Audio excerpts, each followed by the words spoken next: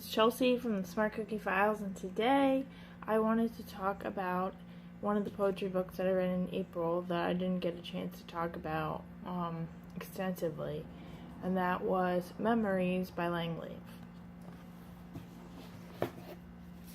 Now this book is definitely something that if you are a fan of Leav or you just like poetry, this is a great book to own because it is a collection of 30 new poems plus her favorites from Love and Misadventure and Lullabies. So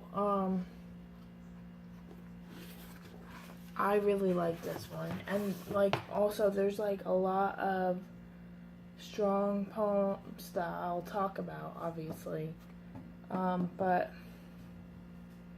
it's probably my favorite of all of her books, because now that I've read every one of her poetry books, I like this one the best. So that's why I kind of saved it for a separate video to talk about it. Quote from the intro says, "I've always thought of memories as fragments, like colored glass shards in a kaleidoscope. It is the source of great beauty in our lives, yet the cause of such heartache. It remains the bridge between our past and present. It gives weight and dimension to our very existence." Now with that speaks to exactly what memories are.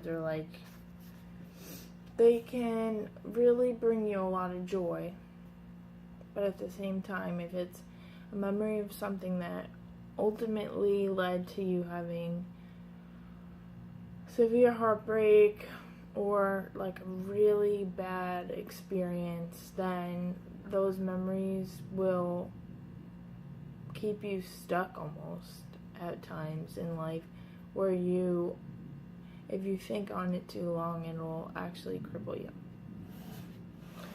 So with that being said, now I'm going to share some of my favorite poems from this collection.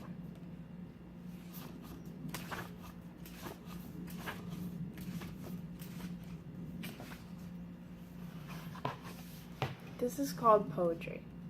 I know you have seen things you wish you hadn't, you have done things you wish you could take back, and you wonder why you were thrown into the thick of it, why you had to suffer the way you did. You are sitting there alone and hurting. I wish I could put a pen in your hand and gently remind you how the world has given you poetry, and now you must give it back. Now with this one, it's just basically speaking to somebody who, writers or poets basically, that when we put the pen to paper, we're putting our sufferings on paper in order to share them so that other people know that we've suffered that same, in that same way.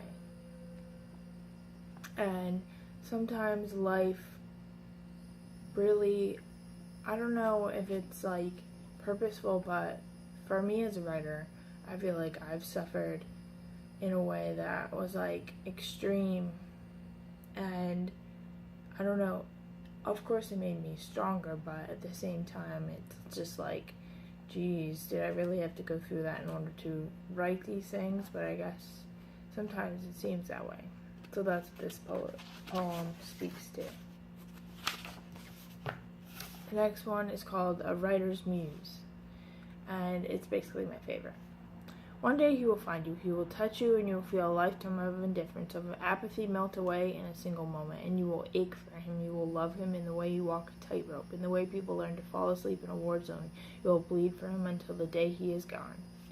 You will bleed for him every day after that. The time will pass, and you will feel robbed, and you will grow bitter. You will ask why, but you won't get an answer. And this is when the words will come. Basically, it's saying that somebody who is your muse, in a sense, you are deeply endowed to them in a way that there'll be a time where you'll wonder if you actually have deep feelings for this person, and so you will probably consider it, and so in that question you will write from that point, And that's why they are your muse, because they lead you to write things that kind of fall out of that question, like where you tend to try to answer it yourself with your words, with your writings, with your poetry. And that is why that is my favorite, because I truly have experienced that. This next one is called The Stranger. Does it make you crazy to think he saw you? His eyes passed over you, and if only there had been some small mishap in that pivotal moment, a spilled drink, a stumble through the door, his hand reaching out to steady you, it would have happened. A whole new world would have opened up like a vortex to swallow you both into blissful delirium. But you turned away, out of shyness or indecision, and by the time you turned back, he was gone. How do you explain it without sounding unsound? That click you felt when your eyes met his, like the switch of a train track, transporting you for one miraculous moment to what might have been. Then reality intervenes, and with a shake of your head you tell yourself to stop chasing shadows, but I can tell you now what you felt was real. And you must always listen to that click, for it is the sound of your fate beckoning. It is the voice of your destiny calling. Sometimes it only calls once. For me, this is a direct poem where I had an experience with somebody in my life where we met eyes, and basically it changed me for the better. I'm not gonna go into full detail, but it's like all of what she talks about in this poem is basically what I experienced, and like how when you have that click, I actually can't say that in that moment I heard a click, but when I think back to it, it's almost like there was like a magnet that drew us to look at one another, and like an invisible hand almost, and like it was destiny. And so for me, that's what I like most about this poem, is how she talks about when you think you're chasing shadows, you're actually, that was a destined moment, and you have to use that to fuel the rest of your life, like for good. And for me, that's what I've done. And that's basically all I want to say about this. But yeah, this poem really is a good one. This next one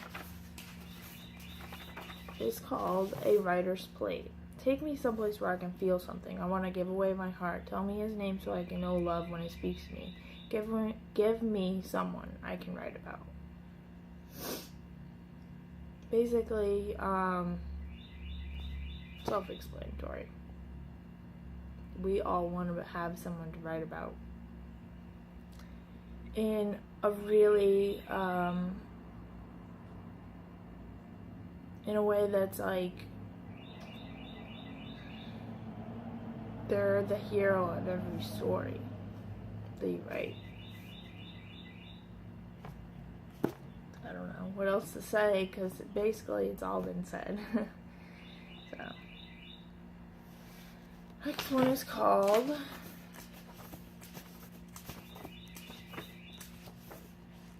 Waiting. I try to think of a word that is close to love, and the only thing that comes to mind is your name. I try to imagine what I would say if our paths ever crossed again, but I keep drawing a blank.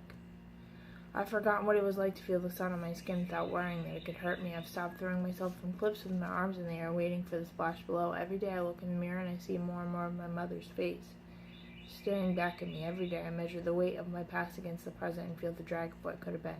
I find a photograph of you and wonder when I'll stop hoping. I stare at the clock with its slow, methodical hands and dread the day when I'll know it's too late. That speaks to the hope that you have.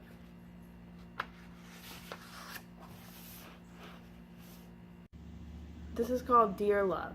Love, he has abandoned me. Do with me as you will. Love, he left unceremoniously. Why must I love him still?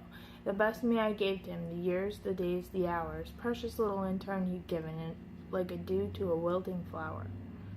Love he sheared away tenderly, my beauty, my strength, my mind. The gifts that were bestowed to me were swallowed in his pride.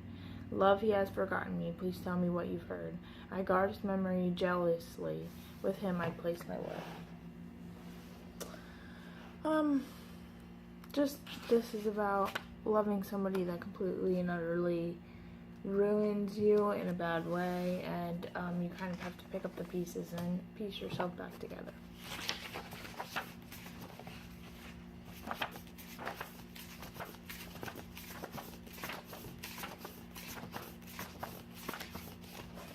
I don't know, this is called love. I don't know what it is like to love someone who the world tells me I'm not supposed to love. I can't imagine how hard it must be to love someone I'm afraid to kiss on the street, but I do know what it is like to love someone who I cannot be with. I know how it feels to have my brain tell me one thing, my heart another. I know how hard it is to have to love someone in secret, to live with the knowledge that if circumstances had been different, I would be with the one I love. I do know there are all kinds of barriers to love. I do believe the world needs less of them. Basically, it speaks to the limits that this world places on things and people, and how I personally also agree that there should be less limits. But basically, that is my thoughts on Memories by Leav, and I thank you for watching, and until next time, feel free to express yourself. Bye guys.